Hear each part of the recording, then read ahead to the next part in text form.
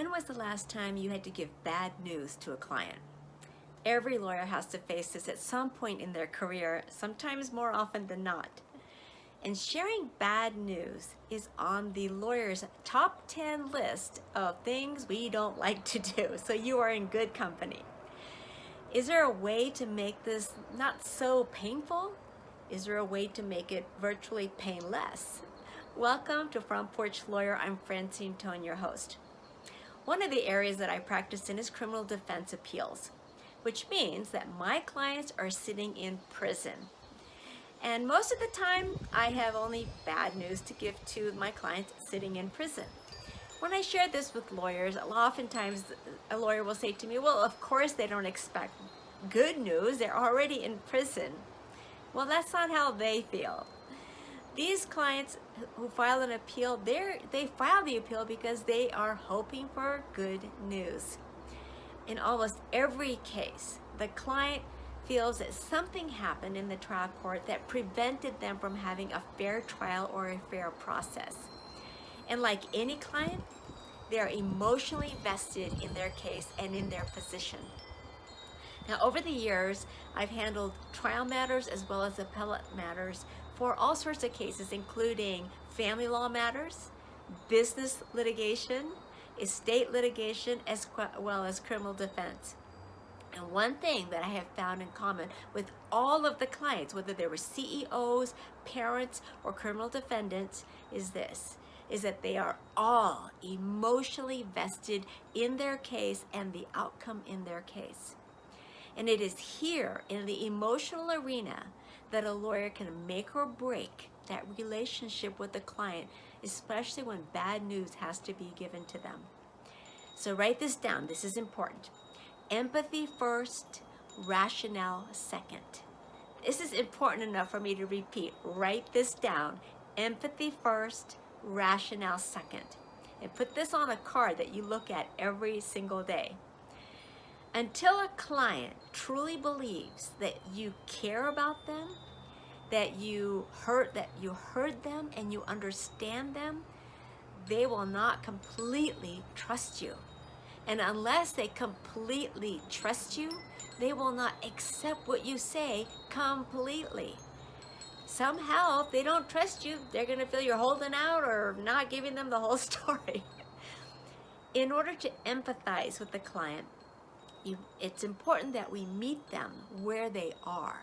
Not where we think they should be, but where they actually are.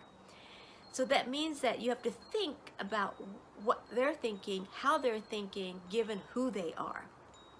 Each person's reaction, because of who they are, their life experiences, everything that brought them to that moment in time, will determine how they react to a given set of facts or circumstances. So each person's reaction is going to be a little different.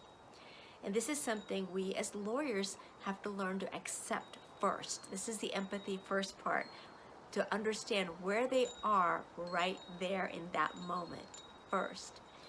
When I'm talking to lawyers and they're describing for me some of the frustrations that they have with clients, either giving bad news or dealing with clients because they're being unreasonable, often what I hear is after concluding that the client is being unreasonable, the lawyer responds with rational explanations from the point of view that the client is being unreasonable.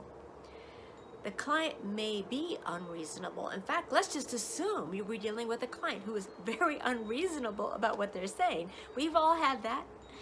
But when you speak to them first, empathy first means regardless of how unreasonable they are, you meet them where they are, you listen to them, understand, acknowledge that. So they know you understood what they were trying to say, that you understand where they are, and that you acknowledge what they have to say, even if it's unreasonable. This is where they are. Empathy means acceptance of where the client is, not trying to immediately change the way they're thinking. If you haven't met the client with that real empathy, your rational explanation is falling on deaf ears. So if you wonder why you're not getting through to the client, it's because you're not getting through to the client at all. They're not hearing you at all. Now, my criminal defense clients, I tell you about them because they are a tough crowd. No one wants to be in prison. No one. If you've never been in prison, and I haven't been in prison, we don't want to be in prison because we know intuitively, if not for a fact, that it's a terrible place to be. Nobody wants to be in prison. I have clients in prison who know they deserve to be found guilty. They deserve to be punished, but they do not want to be in prison. And if there's a way for them to get out, they will take it. They file the appeal with a hope that they're going to have some different result, with the hope that they will reduce the time in prison, with the hope that they're going to get out at some point soon. And my bad news often has to dash that hope completely. But even though I've had to dash their hopes completely, the kind of responses I get from my client are things like, "Thank you for understanding my point of view." I've had letters that said that.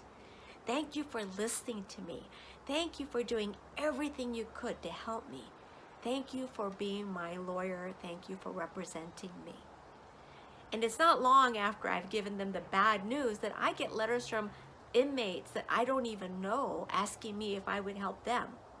If I were taking cases directly from prison, I would have no shortage of clients. But here's the point. Despite the fact that I have to deliver a lot of bad news, my clients receive it well. They don't take it out on the messenger, me.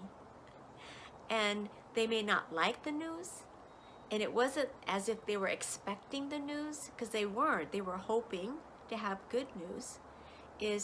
They accept that I have done everything I can for them, and it's because I met them where they are first. I met them with empathy first, then rationale second. This is the formula for all of your interactions with your clients. Empathy first. Read this before your next conversation with your next client. And don't wait till you're going to give bad news to start implementing this. That's not the time to start all of a sudden implementing. It's too difficult at that point. Start at the beginning of your relationship. And even if you've had an existing client, start doing it now. Before, whether you have to give good news or bad news, just start now. So go read this, read it every morning, and implement this every time you have a conversation with your client. And I'll see you back here at Front Porch Lawyer.